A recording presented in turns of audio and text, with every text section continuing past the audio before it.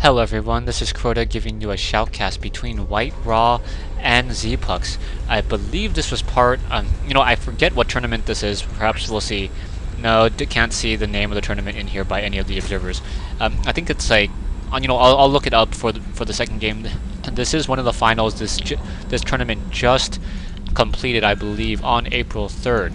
Now, WhiteRa spawning as the blue Protoss player at the 12 o'clock position on Scrap Station. Meanwhile, ZpuX spawning as the red Zerg here on Scrap Station over here at the 2 o'clock position. WhiteRa really not doing anything out of the ordinary, just gonna go ahead and drop down that pylon, no cheese. So gonna go ahead and drop down this pylon over here by the front door. Meanwhile, coming over here, ZpuX floating this Overlord across this little great chasm here on Scrap Station, perhaps wanting to get a little bit of information, perhaps try to see if there is going to be a gateway and a pylon, or if he should try to expect some sort of proxy pylon rush, proxy pylon, proxy gateway rush here, or perhaps even up here. Now, what the heck? There's destructible rocks here? I did not know that about Scrap Station. Wow. There's now destructible rocks there.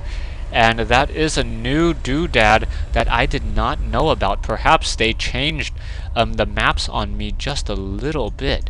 Now, this does change the game up a little bit, as your natural expansion is a little bit more exposed. Zerg players will probably like this change a lot, as it is much easier to fast expand.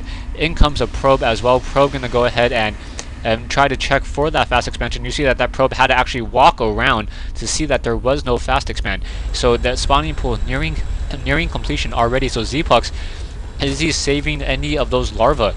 I do not. He only has one single larva, and now as soon he's gonna have 2 larvae. So 2 larvae are gonna produce probably 4 Zerglings and get that queen as well. Perhaps he's gonna go for a 6-ling rush. Cybernetics core already coming in from WhiteRa. So WhiteRa getting that cybernetics core will be able to get sentries and be able to wall off this position. I don't know why this pylon is sitting there. Perhaps the pylon's sitting there just because it can give enough of its power matrix to this last cybernetics core. Normally, I would think that the Protoss players do not want to reveal that pylon, as soon as that pylon's taken down, units can run by, and the pylons generally have very low hit points. Zerglings now chasing down this one particular probe. Peppy the probe running away. Zerglings scampering along that ground and may be able to get off 1 or 2 hits, but that probe should be able to survive. Oh wow, no. That probe was already very low on hit points apparently, that I did not know about. Destructible debris still sitting here. I'll need to see if this is a new map, or I'll have to check whether or not this is a new map, or this Blizzard made these changes, or if they just made the changes. The tournament director made these changes for this fight. Anyway, Zealots now doing a little bit of an engagement. Those Zerglings now once again pulling away. A couple of hits on those Zerglings. However, those Zerglings are not in danger of going down just quite yet. Zealots would need another 2 rounds of attack without that weapon upgrade. Stalker now coming in. WhiteRa, a little bit. WhiteRa sitting on a 225 army. 225 mineral army compared to ZpuX is only 100. Also, ZpuX is currently upside down in terms of food. These destructible rocks just can't get over that fact. It's going to be very difficult for units to be really able to push on through. Terran players will be able to siege up on this high ground, perhaps be able to defend that expansion a little bit more easily. Oh, ZpuX may lose another Overlord, and that would be a fairly definite, a hard hit for ZpuX. ZpuX's Overlord down to 23 hit points. Will that Overlord be able to get there in time? Yeah, because of these destructible rocks, that one Stalker needs to walk all the way around, and that Overlord now over that chasm, as long as it moves over this way a little bit more, will not get taken down. Zergling stopping up or choking up on that Stalker just a little bit, as that ZpuX's Overlord now able to pull away. Perhaps right there would have been far enough to get 2, perhaps 3 shots off, but not going to be enough. We have WhiteRa activating that Zelnaga watchtower for just a moment.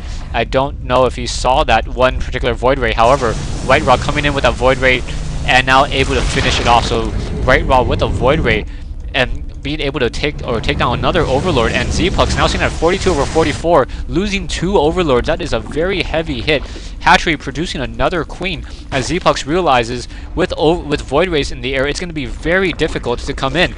And oh, I'd never even thought about this. WhiteRa could have been able to start charging that Void Ray attack on these destructible debris and then move in for better damage. As that's all that really it takes. Oh, now in comes that queen. Queen now, 3 queens coming in to try to take down that Void Ray. Void Ray now pulling back. Perhaps it's going to start charging on those destructible debris. If it's able to charge, yeah, able to charge that attack on that destructible debris and able to deal a lot of damage. So Void Rays charging up that attack, so the Prismatic Core will be fully online and we'll be able to just rip through these Overlords. You can see just the amount of damage they're doing.